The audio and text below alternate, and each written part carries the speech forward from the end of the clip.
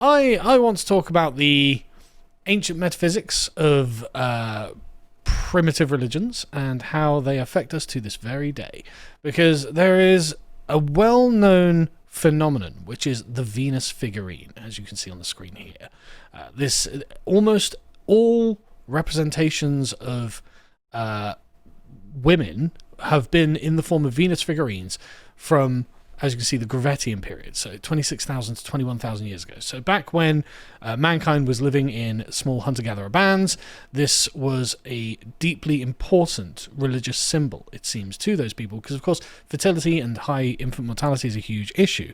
And then you can go forward to about 10,000 years ago, where you have here the sinister figure of the seated woman of Catalhoyuk. Now, Catalhoyuk, from I think it's about 8,000 BC, 6,000 BC, is Neolithic sculpture just at the dawn of agriculture. And as you can see here, you have a corpulent woman sitting in quite a grim and intimidating pose. I think I've seen her on an M&S advert, actually. Right? Right. Now, and these themes, these overarching archetypes, are the things that I want to talk about here. And this is going to get quite esoteric, but I'll show you why this is important, I think. And I think it's important for us on the right to think about the things that are being presented to us in this larger context of what is essentially moral revolutions that happened to the human race over the last 10,000 years. So a corpulent woman sat on a throne is actually something we would expect to see from modern feminism. But it's also what the earliest farmers had as their representations of the highest as their idols. Spiritual idols, exactly. And in fact, that's exactly it. That doesn't seem like a good idea to me. Well, exactly, and I'll tell you why you think that in a minute. The figure represented is a fertility goddess, of course, and you can see she's in the process of giving birth while seated on her throne. And she has hands resting on lions and leopards as the mistress of animals motif, and it's completely, as you say, as they say there, in fact, similar to other corpulent prehistoric goddess figures. And this is very, very interesting because we can go to our friend Frederick Engels here in his Origins of the Family, Private Property and the State, and in chapter 9 he tells us what happened and why we don't have these symbols now, or at least we didn't until very recently. So he says this, quote, "The division of labour in these early societies was purely primitive, between the sexes only. They are each the master in their own sphere, the man in the forest, the woman in the house, and the housekeeping is communal among several and many families, and what is made is used in common. This is the longhouse." Right? But humanity did not everywhere remain in this stage. In Asia, they found animals that could be tamed and then once tamed, bred. And of course, what comes out of this is horse riding. Pastoral tribes therefore separated themselves from the mass of the rest of the barbarians, who are they are on foot, they are the early farmers, and they are constantly attached to the soil, they are constantly attached to a single location, and they create corpulent goddess statues. But the pastoral tribes of sort of Western Asia separate themselves, and they produce not only more of the necessities of life than the other barbarians, but different ones. They possess the advantage of them of not only having milk, but milk products and a great supply of meat, and skins, wools, goat hair, spuns, and woven fabrics. So they start producing what we as men now think are the good parts of life, right? As in, the bread is actually not the good part of life. It's the meat, it's the milk, it's dairy, it's leather, it's horse riding, it's the masculine archetype comes from the plain bread steppes. is just there to mop up the blood after your steak. Precisely, right? Whereas the primitive farmers had the much more of the earth view of their own lives, right? And so Engels carries on. To him, therefore, belong the cattle, as into the man, and to him the commodities and the slaves received in exchange for the cattle. All the surplus was the acquisition of the necessaries of life, now yielded, fell to the man, and the woman shared in its enjoyment, but had no part in its ownership. So you can see how the man suddenly becomes predominant, because in the thesis of Marx and Engels, the productive forces gain political power. And if you have the productive force of giving birth as the sort of primary thing that people are thinking about, well, that with it comes political power. However, if the productive force is now actually, we've got loads and loads of resources and loads of cattle, and we are now sort of heroic men riding horses around the steppes, well, you can see why these people begin to predominate instead. And so he says, the savage warrior and hunter had been content to take second place in the house after the woman. The gentler shepherd, in the arrogance of his wealth, pushed himself forward to the first place and woman down to the second place. And this was done during the Indo-European expansion, what is archaically called the Aryan expansion. But the based Indo-Europeans, with their horses and chariots, came and absolutely curb-stomped everyone, everywhere across the entire of the Indo-Eurasian continent. Every corner of it. They trashed the matriarchal civilizations, and they made them the second-class citizens. They made them the slaves of the Indo-European ruling class.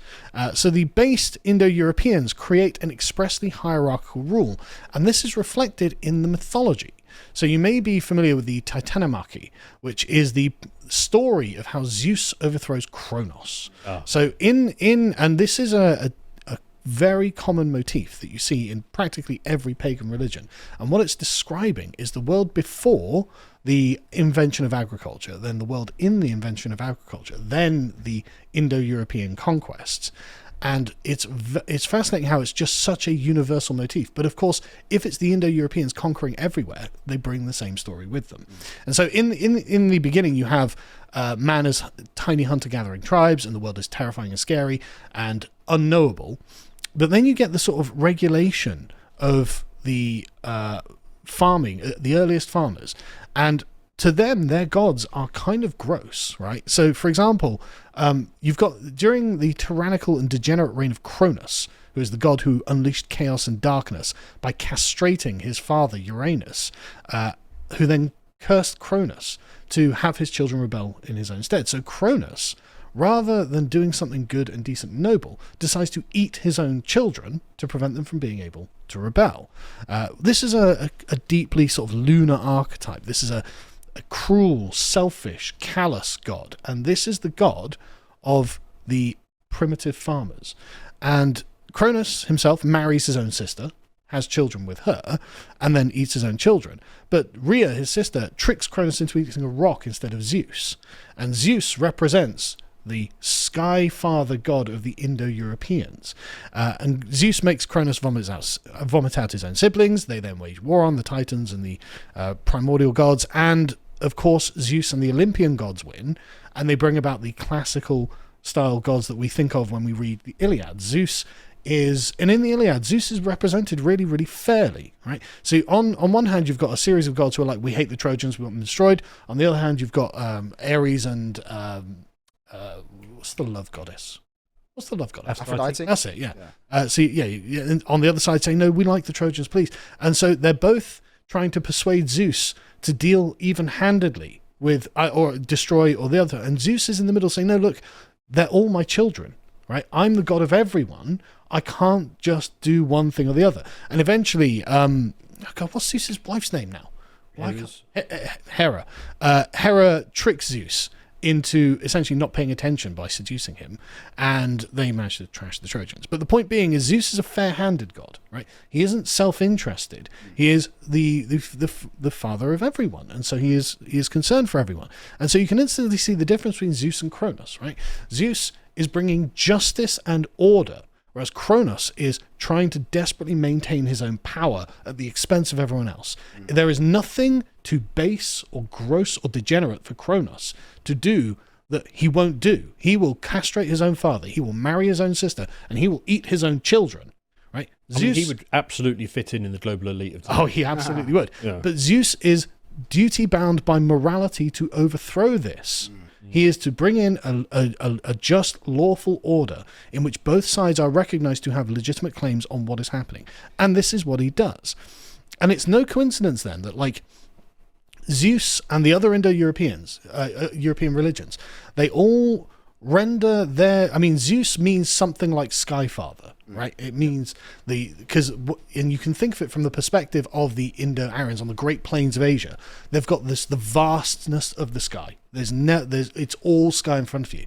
And so the ruler of the heavens is the commander of the wind and the storms and the rain, and he is something above the earth. He is transcendent.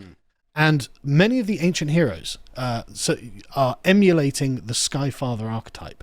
And mythologically, we see them, overthrowing the earthbound, telluric, chthonic mother goddesses, the den mothers, who sit on their squat, corpulent bodies on the thrones and then just take.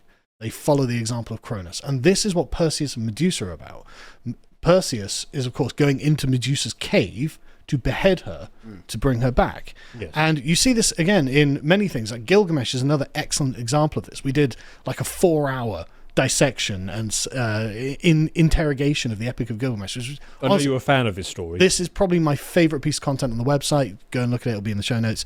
And it's incredible because you've got such a good example of this. So Gilgamesh and his brother Enkidu kill the monster Humbaba, which is terrorizing the people of Lebanon in the cedar forest. And so Gilgamesh he's duty bound to come and bring order to it so we can get cedars from Lebanon.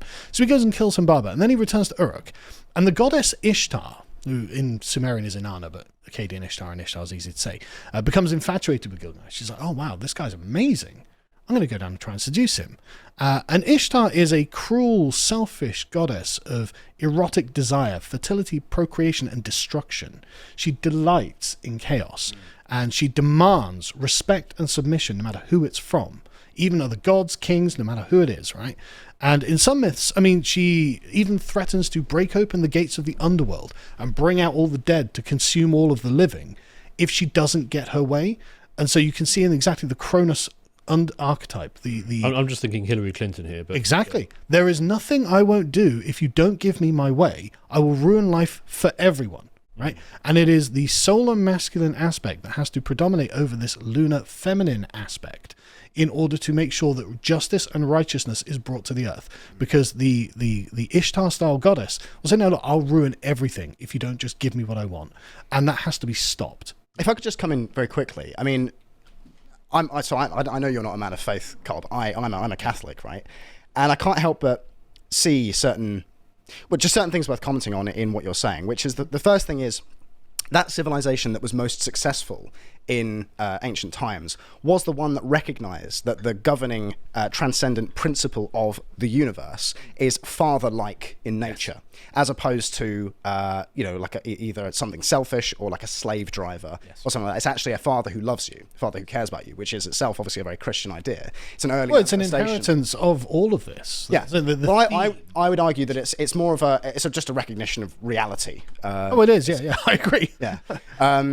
And the second thing I would say is just in the way that these symbols kind of continuously re-emerge. A related symbol, I think, is the one in Exodus of the golden calf, right? The golden bull calf. And what that is it's a symbol. It's not quite the same in that it's not the feminine aspect, but it's almost the opposite in that it's an excess of masculinity. What it is the subsuming of things and of categories, right? So it is the solar aspect really is about definition and construction, and so it separates the good from the bad. Yeah, order.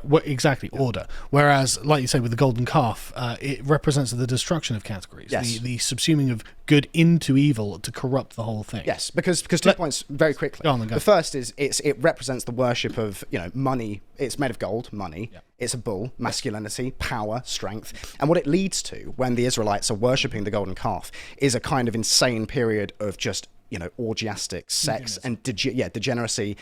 All the while Moses, who is the father figure, is absent. This is the ethos of the mother god, the den mother cult. This is how she controls her people. Now, it's important to remember that this is not just a man-woman thing, right? There are solar women and lunar men, and in fact, the lunar men are what Jordan Peterson's talking about when the weak men take over. Yeah. Spiritually weak men he's talking about. Physically, they can be very strong, they can be very bellicose, they can declare war, they can fight wars, they can win wars, and they can do terrible things.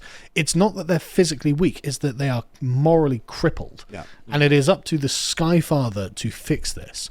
And so anyway, just to get back to this quickly, Ishtar is not in any way submissive or confined to traditional roles. And in fact, in the mythology, she ruins her own husband. Her own husband is a guy called Tammuz. He's the god of life, and she's lovely. He's lovely. He's very kind. He loves her, and she betrays him and condemns him to an eternity in the underworld. So when she goes to Gilgamesh and says, Gilgamesh, I'm kind of into you. You're a bit of a Chad. He's like, piss off whore. Right? And he literally he rejects her saying, piss off whore. I've seen all of these guys, because she's got a list of guys she's ruined, right? And she's got a body count. He lists her body count and says, "You've ruined all of these men. Why would you think I would be Your interested?" thought go away. So how does Ishtar take it? Does she take it well? No. She goes to her father, Anu, who's like the sort of primordial king of the gods, and is like, "Look, release the bull of heaven, which wreaks havoc on the land, kills thousands of people." Bull again. Yeah, exactly. Back, but kills thousands of people. So out of her resentment and her pain of rejection, she's prepared to just wreak havoc and destroy and kill loads of people. And of course, Gilgamesh and Enkidu slay the bull of heaven, and then Enkidu takes the bull's buttocks and throws it in her face to humiliate her. The point being is that this is very similar to and very much encapsulated in Julius Evola's Revolt Against the Modern World, which is an entirely spiritual text talking about this transference of moral authority from the earliest agricultural, lowest to the ground civilizations to the solar aspect that comes with the Indo-Europeans, the transcendence of the heavens, and actually the setting of order that is good for everyone and not just for the power-seeking, selfish people who are in charge. I mean, I don't know if I'm sort of stepping on where you're going with this, but I can't help be thinking about the current situation. You are. That's okay, where we're but I'll hold it back then. So the solar aspect is represented in masculinity. It's the mythology of the North. It's the sun, the sky, the light, authority, transcendence, masculine force. And so we get heroic, aristocratic, warrior-based civilizations. The Roman Empire, for example, the Indo-European traditions, Imperial Japan, ancient Iran. He says Islam as well, in fact, is another thing for him. But the point... Well, Islam probably is a solar... Yeah, in a way. I've got criticisms of it, but fine, we'll just let it go for now, right? But the Solar Man is setting an order which is designed to bring justice to the entire civilization. He is not just serving himself. And in fact, most of the time it's self-sacrifice that is required to bring this about.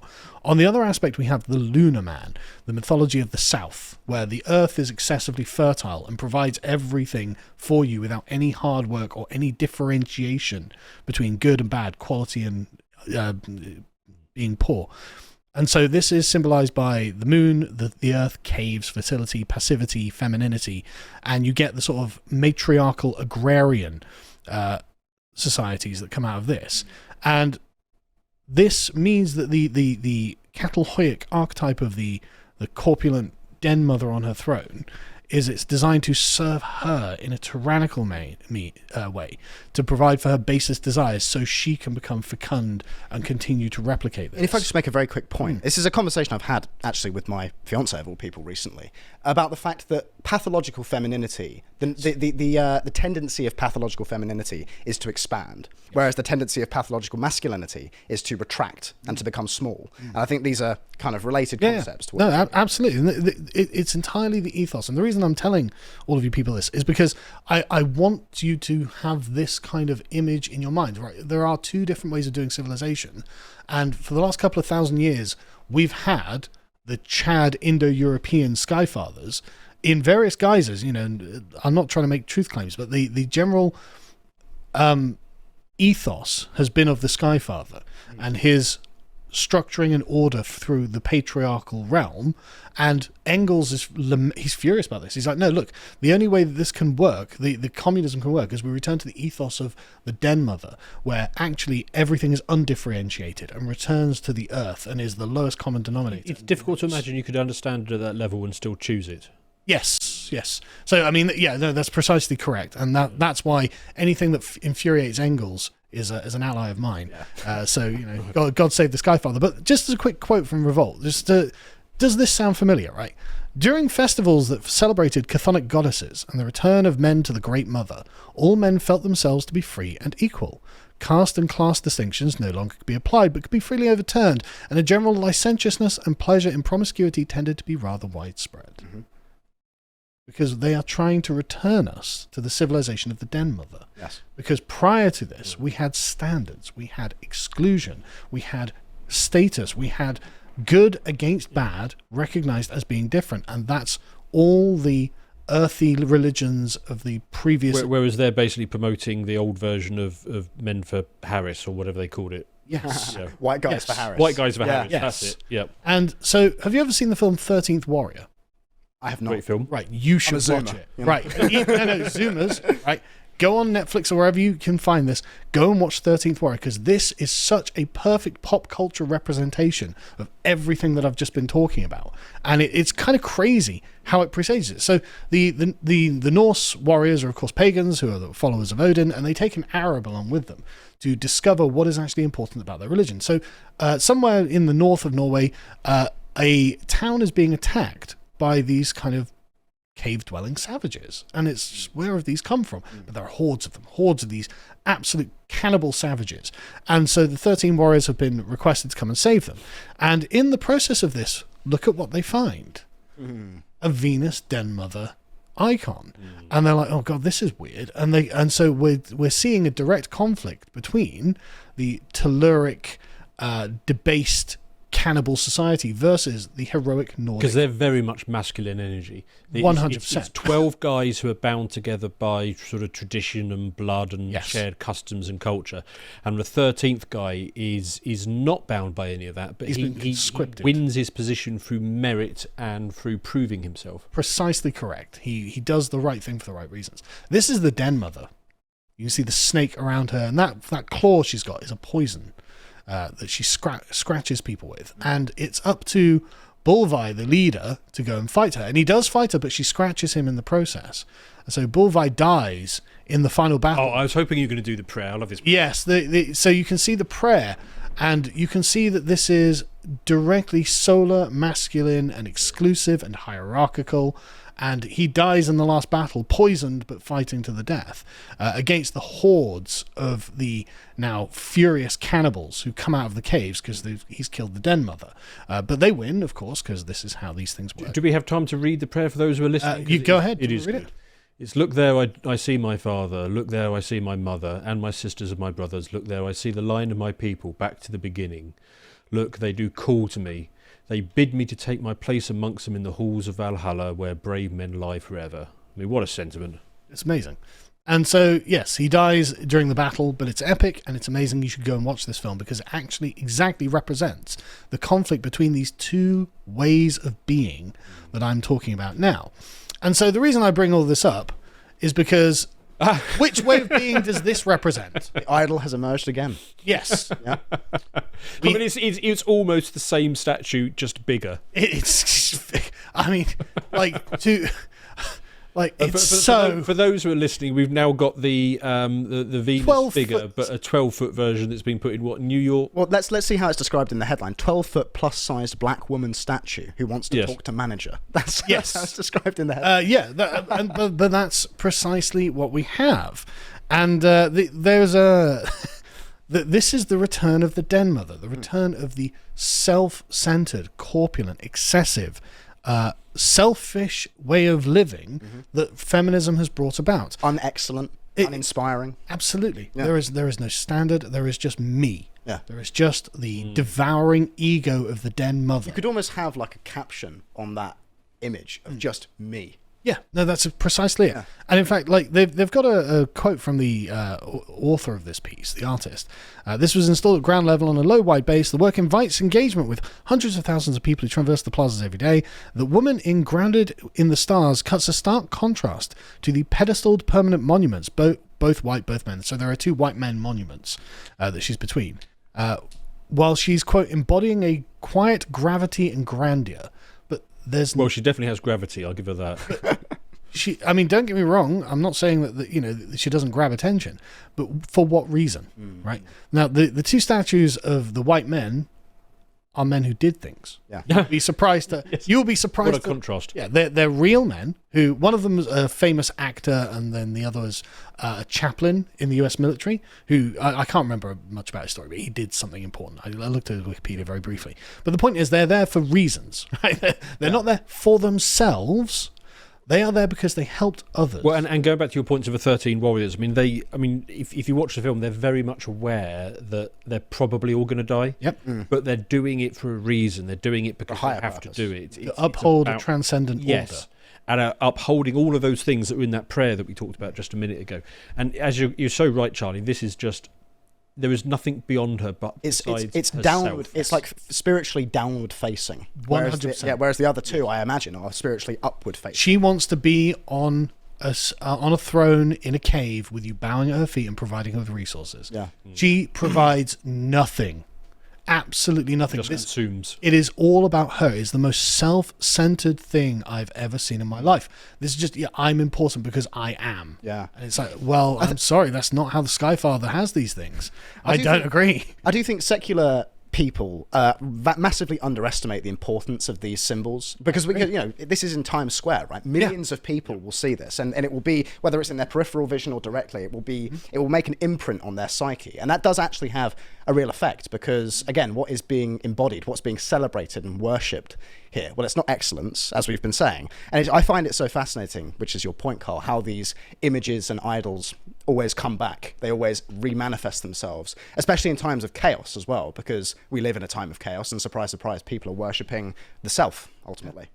And this is the entire point of it. It's the dark heart of the Den Mother that is being on display here. It's the selfish tyranny of the lunar archetype.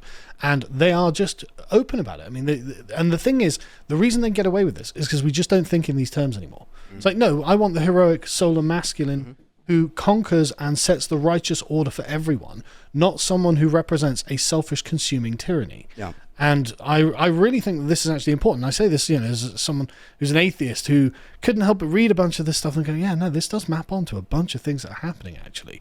And I think this is just such a perfect example. This is the modern Venus statue. Yeah. The modern And just, woman. as one just other point, there is a statue of a golden calf on Wall Street. Yes, there is. What does that tell you? It's another one of these things. People just walk past it and think, nothing These wrong. things matter. Yeah. And these are deep symbols. the symbols that we have around us matter. But your point about how the sort of solar masculine empires in the Middle Ages, curb stomped everybody else. Well, not even the Middle Ages. We're talking 3,000 years ago. Previous in the ancient era. We're entering another era now, and I strongly believe in geopolitics. The time of the sort of managed consensus is over, and the age of hard power is beginning. Soft power Great men is coming back. Yes, the age of great men, the age of hard power over soft power, over managerialism, and at the moment that is only represented in something like China and perhaps Russia. Those kind of solar empires. The West needs to get its act together and become a solar empire once again. Otherwise, that whole curb stomping thing is going to happen again. Yes. Us. Yes. Well, exactly. If we become the weakened civilization of the Den Mother, Come. Well, yes. if we don't stop. Yeah. If we don't reverse this trend, then we're in trouble. If you would like to watch the full uncut version that is also uncensored, head on over to lotuseaters.com to find out more.